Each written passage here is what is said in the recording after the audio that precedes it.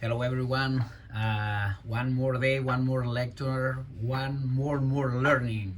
And today we're going to be talking about pan fry versus deep fry. A couple more recipes that we'll be performing in class. Let's talk about pan fried chicken. We're gonna be pan frying our chicken breasts that we had in brine.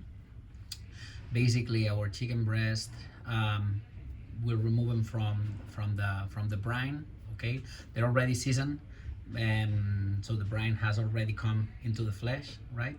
And basically, what we'll do is we'll dry them out and we'll dredge in flour.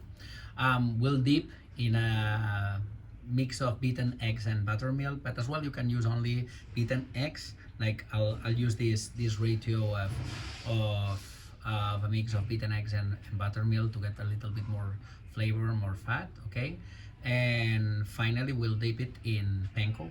Okay, let's talk about the shape a little bit.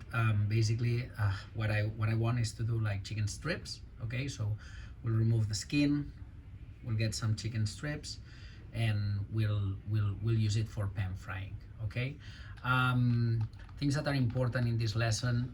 Basically, flour coating provides a dry surface for browning and allows the egg to adhere, so that's important. Buttermilk's acidity is going to tenderize the muscle and fibers. Actually, we have a lot of chicken, the thighs, sorry, and the drumsticks in buttermilk, so they get more tender. And we've been having it for like 2 days now. And yeah, and basically when we'll fry, we'll get a Maillard reaction at the surface that basically creates flavor and color. Okay, what's the optimal temperature of the oil for deep frying?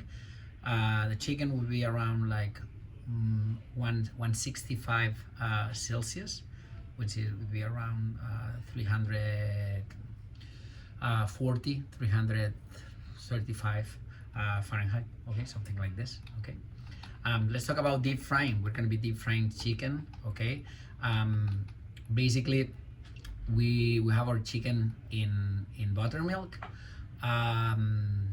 We'll coat this chicken with a mixture of flour. Okay, and we're gonna be frying it at in the fryer in a temperature of about 325 Fahrenheit.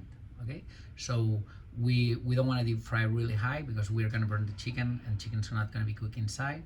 And finally we'll finish in the oven. We'll do it in the rational, and we can have and we can monitor the internal temperature of the chicken, and we want to have it at least at 165, right? Fahrenheit internal.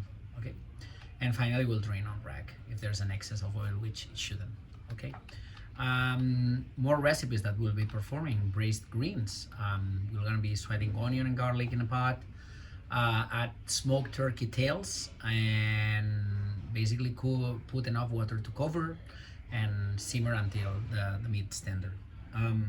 We'll add chopped collard greens and we're gonna braise it until it's tender, so about like 30 to 45 minutes. And finally we'll finish with a splash of cider vinegar, and we will adjust seasoning. Kind of an easygoing recipe. Okay.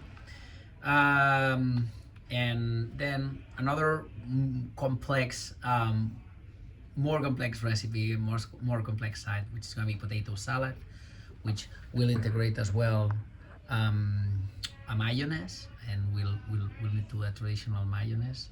But basically we'll boil russet potatoes in salted water until they're just tender. We'll cool slightly and we cut it into chunks. You can peel them, okay? But you don't have to. We'll boil eggs, we'll peel them and we'll chop them. And we'll combine potatoes, eggs, mustard, and chopped scallion, okay?